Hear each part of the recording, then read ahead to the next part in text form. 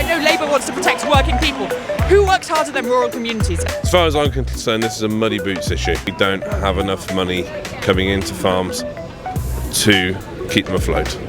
People think farms make big money, but they don't. And then for the government thinking they can tax you on it, on the inheritance, how anyone ever going to pay it back? It won't happen. They've got it totally wrong. And you got my slogan here, stop Starmer from shafting farmers. Well, Starmer himself is probably a perfectly reasonable guy, but Starmer rhymes with farmer, doesn't he? We're quite polite, unlike France and other countries, but there's going to get a day when the shit's going to hit the fan. We're not going to stand up for this forever.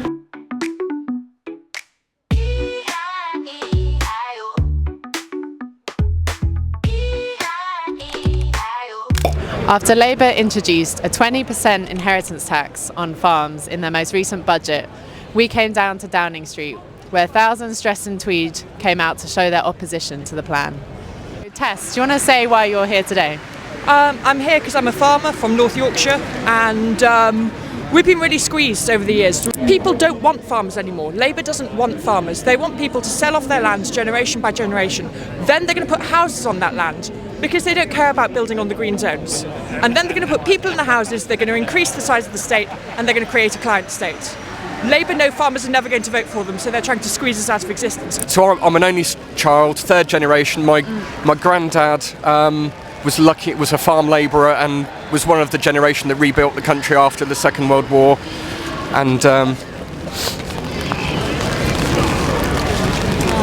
okay? I'm sorry. We don't have to continue with the video. No, I want. So today, so what's happening is farmers are being made redundant. I'm being made redundant without consultation. Any other workplace in this country would have the basic right of a consultation before redundancy. Why aren't farmers having a consultation? That's the purpose for today. Can we ask you some questions? Are you representing cows or farmers today? Farmers. So are you a farmer yourself? I am, yes. And why are you down here today? I just think it's a bad job about the 20% tax increase. You know, we work really hard to secure our farm and everything, and then you just feel like it gets all taken away from you at the end of the day. So yeah, just everyone's in the same boat, just all fighting for the same goals. So that's the reason. Will your farm actually meet the threshold then, the 1 million? Yeah, it will do. Yeah. You know, at the end of the day, everybody's being taxed and now they're saying to pay for the national health. That's absolutely ridiculous, to pay for the national health. There's so much money going into the national health, they just need to run it better. We've been squeezed before Labour by the Tories. It's not talked about much, but there's something called the nitrate vulnerable zones and the nitrate tax. They've literally got to the point where you have to count how much manure your animals produce, and then you pay tax on it.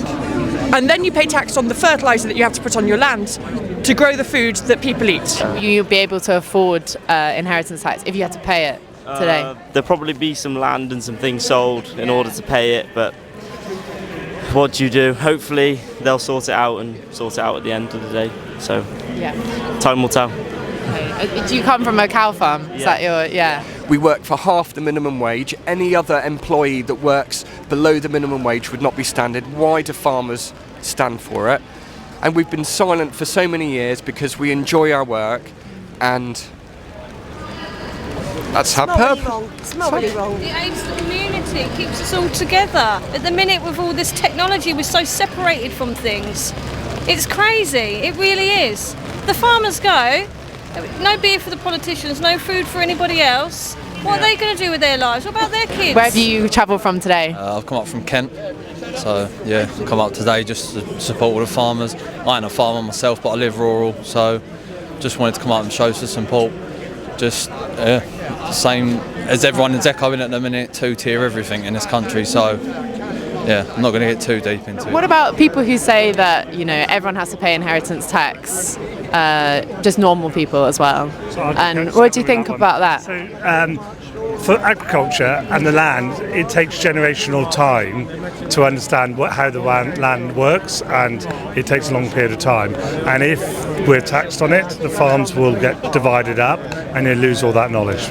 smaller farms are less economical, so it'll end up in big corporations, and big corporations who are then normally paying 40% tax will pay 20%, so they're happy to invest in it, and the fabric of the countryside will change. And on that farm there was a duck.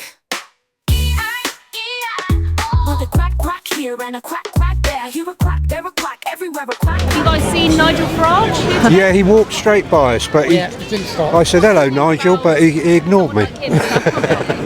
Do you think the sort of farming, this issue has kind of been politicised, like by right-wing media? I'm thinking about Elon Musk, Nigel Farage.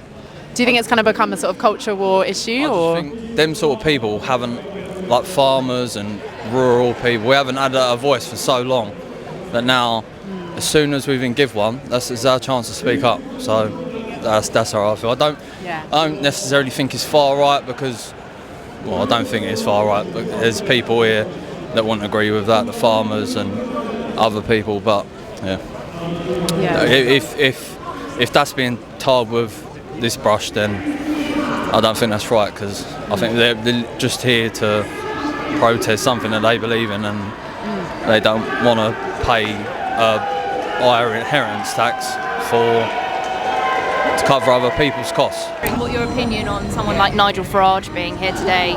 You know, do you think he's here for publicity, or do you think he's actually here for the benefit of farmers? I actually had the privilege. I did a bit of campaigning for Nigel and for Rupert Lowe, more specifically during the general election campaign. And while people might say that he's a publicity hog, I've spoken to him. He's interested in hearing from farmers. He's interested in supporting them in Parliament. He's actually been very interested in the issue of how much the NFU are supporting farmers. I think that he genuinely cares about the issue. He might also get publicity out of it, but what politician doesn't want publicity? That's part of their job. I mean, both governments committed to not introducing it. In the manifesto, Labour said they wouldn't introduce this, but obviously they've gone back on many manifesto pledges. Would Conservatives do the same? No. I think they're still connected with the countryside, and countryside is part of the fabric of our country. You know, you go in the countryside and it is well looked after, well run, and it's a beautiful place to walk and to utilise. And if it goes, multi-corporations will not close footpaths, but have it in a very different way. Tim Farron from, I think that's his name, from the Lib Dems is here. Bless his heart. I thought I recognised him vaguely. I don't know whether he's relevant anymore. I'd much rather have Nigel Farage here. I feel like more people tune in. You know, something needs to change massively. And whilst I know there's a lot of people that don't think that farmers should have subsidies or should have, no inheritance tax, the other side to it is that if they don't do that, they're going to see a massive food inflation. So there has to be a line somewhere. But before 1984, farms were taxed when it was passed down between generations. And some people think, why there wasn't such a big problem back then. If we introduce it now back to how it was, surely it's not going to have such a big impact. They were. When I was at college in the 70s, and that was when the Labour government was in, we were in the right pickle then. The country, I mean, were you born then? I was not. No, well, if you lived through the 70s, what we're going through now is nothing.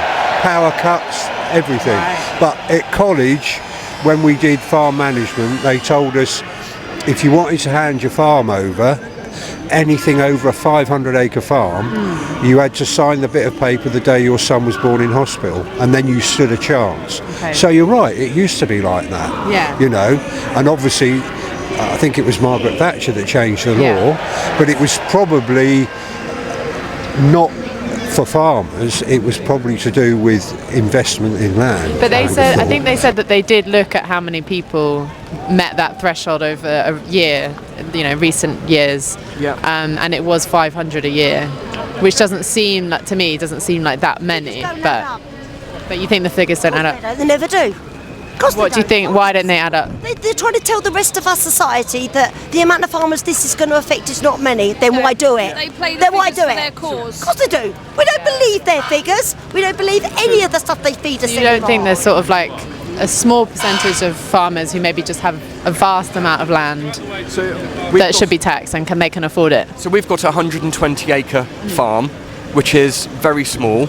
We have a farm income of between a 10-year average of between £5,000 and £10,000 a year income, and because city folk have been buying up farmland to invest in, that's pushed the price of land from, in about the year 2000, it was about £1,000 an acre.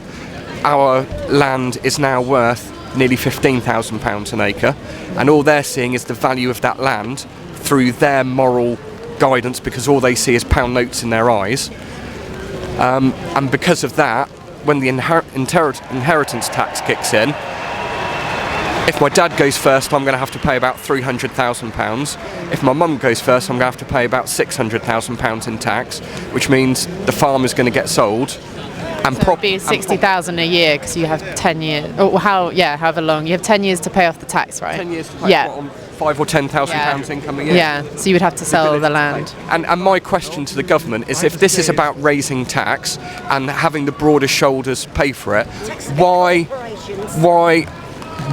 are the landowners that are buying and selling the land at £15,000, why are they not taking the burden on it when they both have the ability to pay for it? Why is my farm being confiscated and my ability to keep my job and being forced into redundancy?